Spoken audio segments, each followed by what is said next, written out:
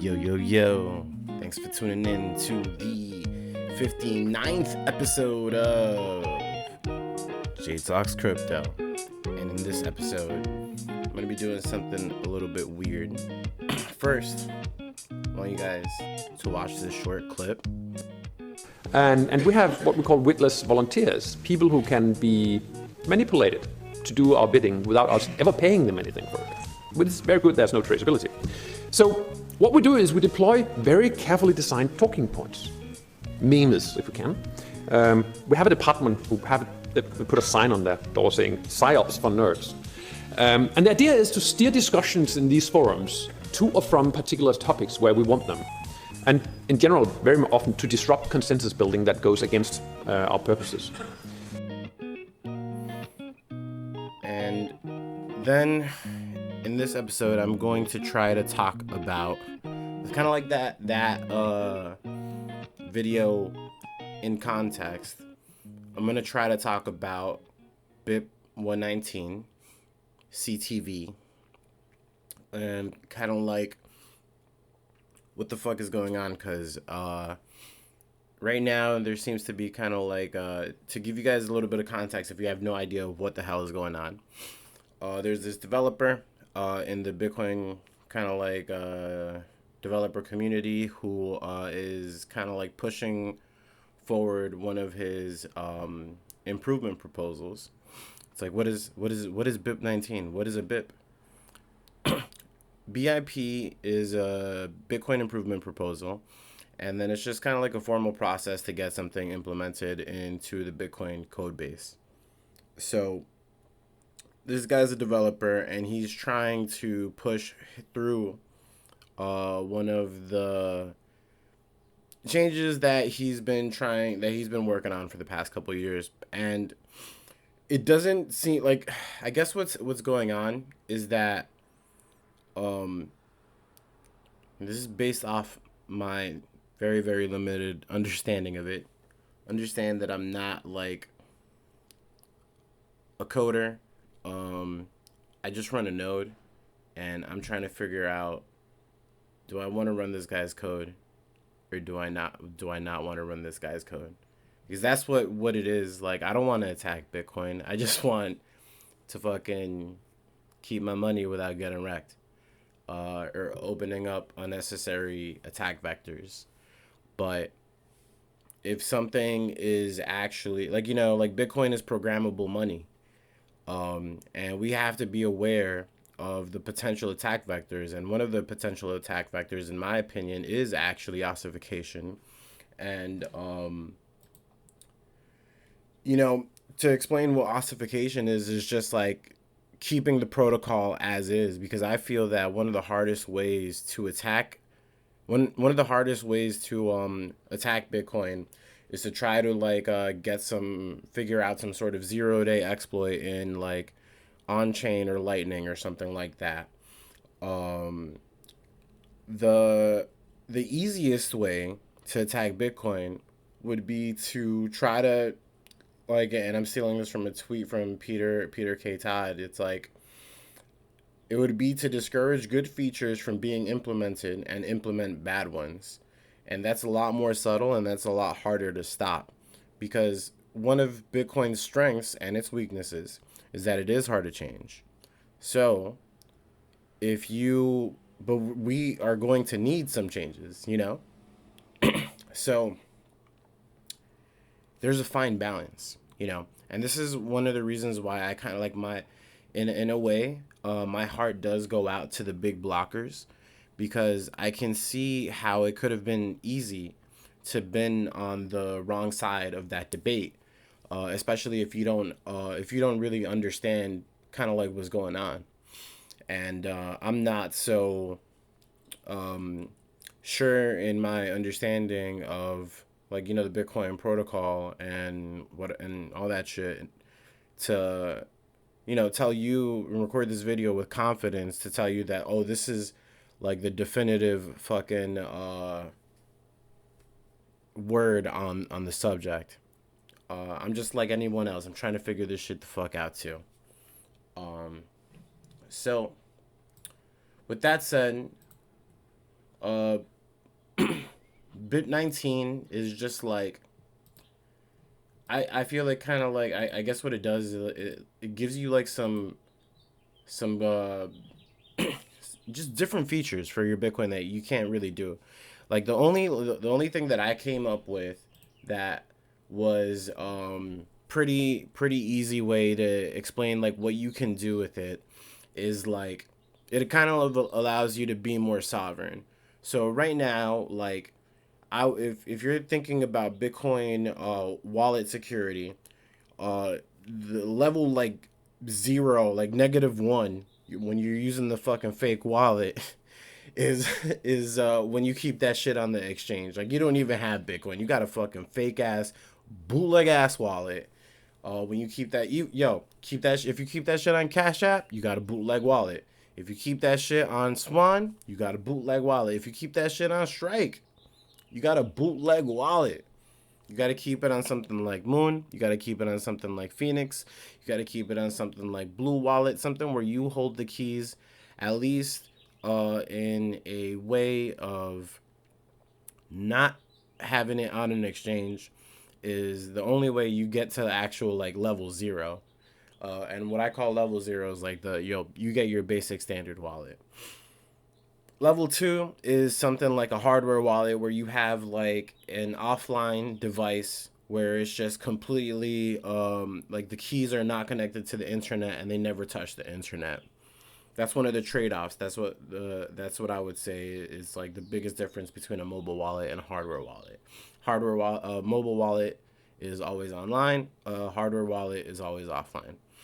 Um, the next thing is a something called a multi-signature setup, and this is why some people don't like the term wallet for storing your Bitcoin, because really what a wallet is just like a signing device. There's no actual Bitcoin in the wallet or on the USB or on like the calculator or the passport shaped device or anything like that. It's just a device used to generate a signature, because your Bitcoin is actually on the blockchain. Uh, but to kind of like explain what the next level is, it's just like, so you have your hardware wallet, which you use kind of like a mobile wallet, where it's like you use it to sign a transaction so you can send one, right? So a multi-signature setup is just you take like three wallets, right? So you have like three different hardware wallets, and then what you do is you use all of them to generate like a new different wallet. And then that new different wallet, like you can only send a new transaction when you use two of the three wallets. And then this can be you could do like 3 of 5, or just whatever the fuck you want, really. I don't know 100% the limitations of multi-sig setups, but I know that the most popular is like 2 of 3 and then 3 of 5.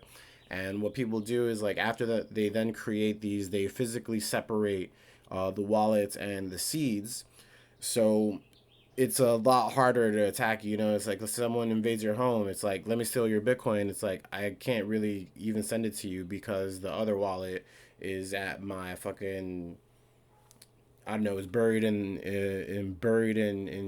Ethiopia. um so that's like the next level.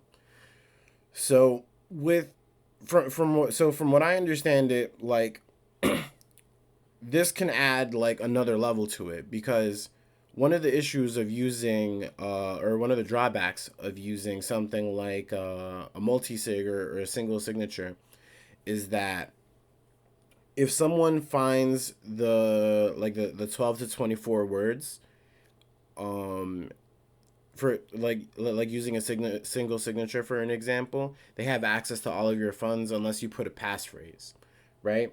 But let's say you are trying to like give access to your family, right? For your funds in case if something happens to you. You would have to give them a lot of trust to like give them. So let's say like you give your mom One of the signatures you give your cousin, one of the signatures, and you give your brother the other signature, which is like the seed or the hardware wallet. So it's like if something bad happens to you, where you pass away, they would all have to get together, and so they can like kind of like recreate the wallet.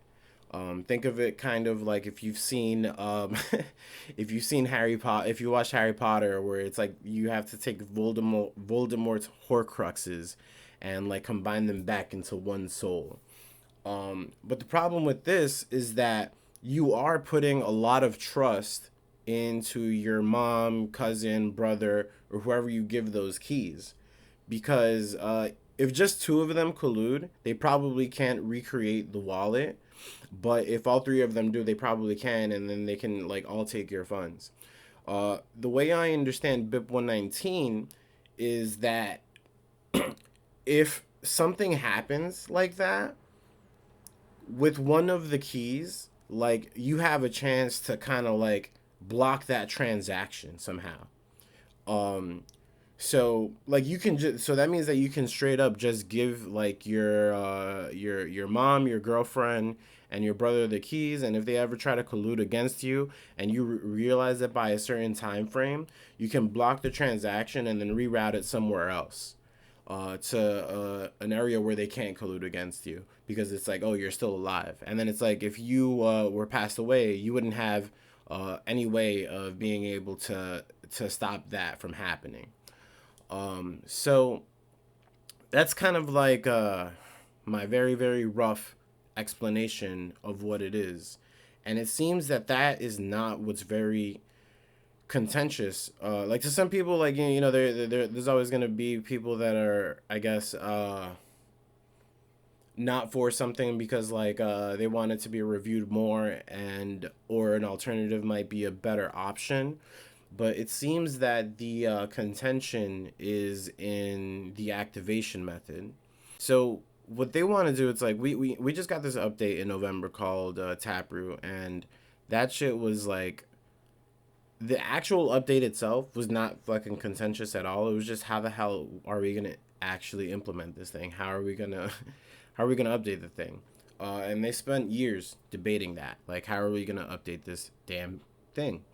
And so this thing, when called Speedy Trial came out, and essentially what it is that all the miners, they say, yeah, we upgraded our shit, and then like it they just do that by like using like some sort of signaling method that like lets the community know. So then it's just up to like the people who run nodes to actually upgrade their nodes, and somehow like through code magic, like the upgrade goes through. And this is an attack vector because that's a point of centralization. Okay, so I guess the easiest way to like kind of like transcribe this issue for a way that is understandable to like a regular person who doesn't know fuck about this, um, it's that right now like the developers that are pushing these updates are cool people that we probably believe are working in the best interest of Bitcoin. But the problem is that it's a completely open group, and it's always going to change. People leave, people come in, and that's the problem over the long term. The people now aren't always going to be Bitcoin core in the future. It's just going to cause a centralization issue where if some like popular figure wants to push a certain update, they're just going to try to use the exact same method of speedy trial. And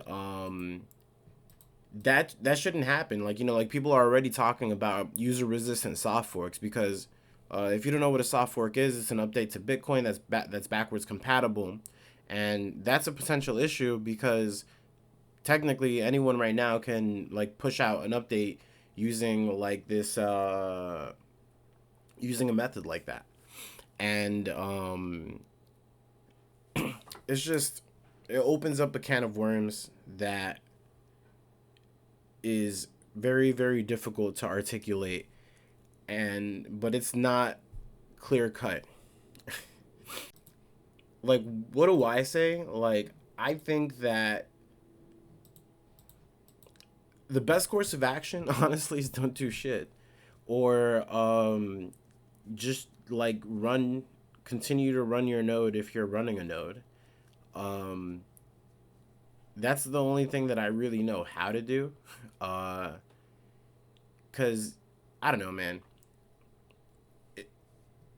This is why I started off the video with the way that I did, because it's just like I don't know what the fuck to tell you to do. I don't want to tell you to like, I don't want to be in favor of ossification, but I also don't want to be in favor of potentially attacking Bitcoin through reluctance and not wanting to update or implement an update that's actually good, because that's just stupid.